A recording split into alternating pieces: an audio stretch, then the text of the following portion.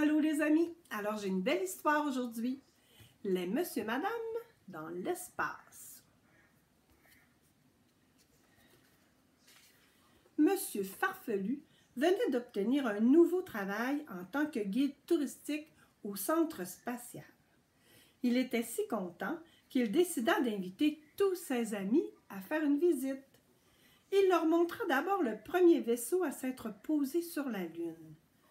« Voici un grille-pain lunaire, expliqua-t-il. »« Mais ce n'est pas un grille-pain, dit Madame Sage. »« Un grille-pain lunaire. » Je pense que notre monsieur Farfelu, il est vraiment farfelu. Il les amena ensuite dans l'immense hangar où était entreposée la fusée Saturne V.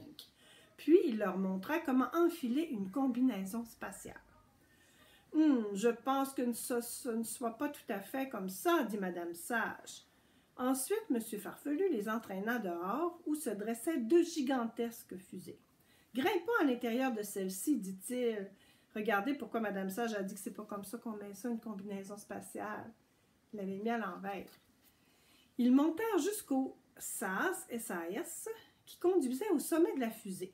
« Celle-là va bientôt être lancée pour une mission sur Mars, » l'expliqua M. Farfelu en désignant l'autre fusée. Tous passèrent. M. Farfelu et ses amis admiraient la capsule spatiale lorsque soudain, il y eut un terrible grondement. La fusée se mit à trembler avant d'être franchement secouée. Le bruit était assourdissant, comme si des centaines d'éléphants s'enfuyaient en barrissant très fort. La fusée dans laquelle se trouvait M. Farfelu et ses amis était en train de décoller. Oh non! M. Farfelu. Ils étaient en fait dans la mauvaise dans la mauvaise fusée. Ils étaient en route pour l'espace. M. Farfelu regarda ses amis qui le fixèrent en retour. « Oups !» murmura-t-il. La fusée monta vers le ciel dans une traînée de fumée et de flammes. « Regarde ça, M. Farfelu et ses amis qui sont dans la fusée. » M. Farfelu et ses amis se demandèrent ce qui allait arriver quand un sas s'ouvrit. En fait, c'est la petite fenêtre, le sas. C'était un astronaute. Imagine sa surprise lorsqu'il aperçut les monsieur et madame. « Mais qui êtes-vous donc? Qu'est-ce que vous faites là? »« C'est une erreur, nous sommes dans la mauvaise fusée, lui expliqua Madame Sage. Et vous, qui êtes-vous? »« Je suis le capitaine Gros-Bras et je suis en mission spatiale pour Mars. »« Mars manqua de s'étrangler, monsieur inquiet. Oh, qui devait être inquiet. Pourriez-vous me ramener à la maison, s'il vous plaît? »« Désolé. Impossible de rentrer avant d'avoir accompli ma mission, dit le capitaine. « Oups, dit une petite voix. J'ai l'impression que c'est M. Farfelu, hein? Oups, il s'est trompé. « Pourriez-vous nous montrer où nous allons exactement? » demanda Madame Sage, curieuse. « Bien sûr, répondit le capitaine en allumant un écran géant. Voici notre système solaire. Il y a 8 planètes. Voici la Terre et voici Mars, et ça c'est le Soleil. Mais on ne peut pas s'approcher de trop près car il fait trop chaud. On cuirait comme des saucisses. »« Oh, des saucisses, miam miam, dit M. Glouton. » Alors voilà, il leur explique où ils s'en vont.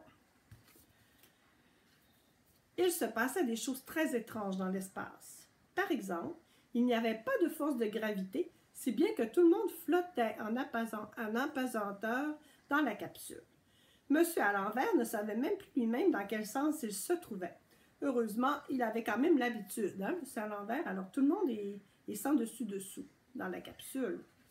Ils aperçurent aussi un trou noir et le capitaine Gros-Bras leur expliqua qu'il n'y avait rien dans un trou noir, rien, le vide, le néant. Et bien sûr, M. Curieux voulut aller voir par lui-même. Qu'est-ce que ça va faire? La vie à bord de la fusée demandait parfois quelques réparations, ce qui voulait dire que ça voulait dire qu'il fallait sortir de la fusée pour aller dans l'espace. On appelle cela une sortie extravéhiculaire. Monsieur endormi trouva cette promenade très à son goût. Pas de marche épuisante, il fallait juste flotter tout doucement. Après un long voyage, ils atterrirent enfin sur Mars. Mais, à leur grande surprise, ils virent qu'ils n'étaient pas seuls. Ils n'en crurent pas leurs yeux. Lorsqu'ils débarquèrent de la fusée, la première chose qu'ils aperçurent fut une tente. Il y a quelqu'un qui fait du camping sur Mars? Est-ce que c'est un Martien? Demanda M. Inquiet, très nerveux. Personne ne le savait, même pas Madame Sage. Mais ce n'était pas un Martien, c'était Monsieur Incroyable qui campait là, tout simplement. « Je viens ici chaque été, dit-il. J'aime me couper du monde de temps en temps. C'est à peine croyable, s'exclama le capitaine Gros-Bras en secouant la tête. Je pense que ça n'a pas bien de l'allure. Ils déchargèrent le véhicule lunaire et Madame Sage précisa qu'il s'agissait plutôt d'un véhicule martien. Ils avaient atterri sur une plaine couverte de poussière rouge qui s'étendait à perte de vue. Il n'y avait rien d'autre autour à part un petit rocher sur lequel roula Monsieur Maladroit. Il y avait juste une petite roche. Puis Monsieur Maladroit, il a roulé dessus. Soudain, une alarme retentit. « Mais qu'est-ce que c'est? » demanda Monsieur Inquiet, toujours inquiet.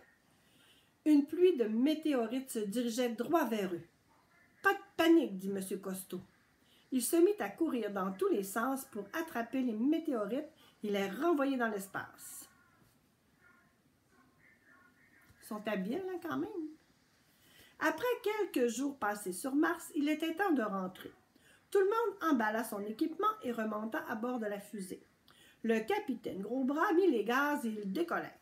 « Stop, dit Madame Sage, nous avons oublié Monsieur Petit, demi-tour. » « Mais je ne peux pas arrêter la fusée, dit Monsieur Gros-Bras. »« Pauvre Monsieur Petit, il était si petit que personne n'avait remarqué qu'il était resté sur Mars et qu'il n'y avait rien à faire pour le récupérer. Oh non, qu'est-ce qui va se passer? » Enfin, c'est ce qu'il croyait, car soudain, Monsieur Bing sauta à travers le sas, la petite fenêtre ronde, attrapa Monsieur Petit par sa combinaison avant de revenir dans la fusée. « C'est ce que j'appelle une promenade dynamisante, » commenta le capitaine Gros-Bras. « Oh mon Dieu, il s'en passe des choses avec les monsieur madame. » D'ailleurs, le capitaine était ravi de sa mission. C'était un véritable succès car il avait collecté de nombreux échantillons.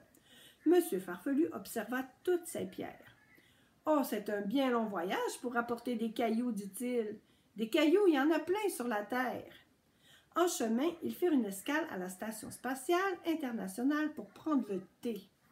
« Où sont les trains? » demanda M. Farfelu. « Mais ce n'est pas le même genre de station, là, soupira Madame Sage. » M. Farfelu ne comprit pas non plus pourquoi le thé n'était pas servi comme d'habitude dans une tasse avec une soucoupe. Alors Madame Sage lui montra pourquoi. Pourquoi, vous pensez? Pendant que tout le monde buvait son thé, Madame Canaille sortit en douce pour faire un petit tour sur un satellite. Tourner en orbite autour de la Terre ne lui prit que 90 minutes et elle fut de retour juste à temps pour attraper la navette spatiale qui les ramenait à la maison. Alors voilà, Madame Canaille, la petite canaille. La navette traversa l'atmosphère terrestre avec la même force qu'à l'aller, puis ils amérirent près du centre spatial. « Bien, déclara Madame Sage à M. Farfelu, je crois pouvoir affirmer sans risque que c'est sans doute la meilleure visite que je n'ai jamais faite. C'est sûr, hein? C'est super le fun. Elle est allée faire un tour sur Mars. Et loin, très loin, exactement à 76 millions de kilomètres de la Terre, pour être aussi précis que Madame Sage, Monsieur Incroyable était confortablement installé dans sa chaise longue lorsqu'il entendit une petite voix. « Bonjour, dit la voix. C'était un Martien. Incroyable, n'est-ce pas? » Peut-être pas. Alors voilà, c'était une très très belle histoire. Mais je vous le dis, c'est une histoire. Ce qu'il y a dans ça, c'est pas très vrai parce que j'ai écouté un reportage dernièrement, puis il paraît que malheureusement, sur Mars, les hommes ne peuvent pas vivre. Mais peut-être que les monsieur, madame, eux, ils sont différents. Hein? Alors voilà, c'était la belle histoire de les monsieur, madame dans l'espace.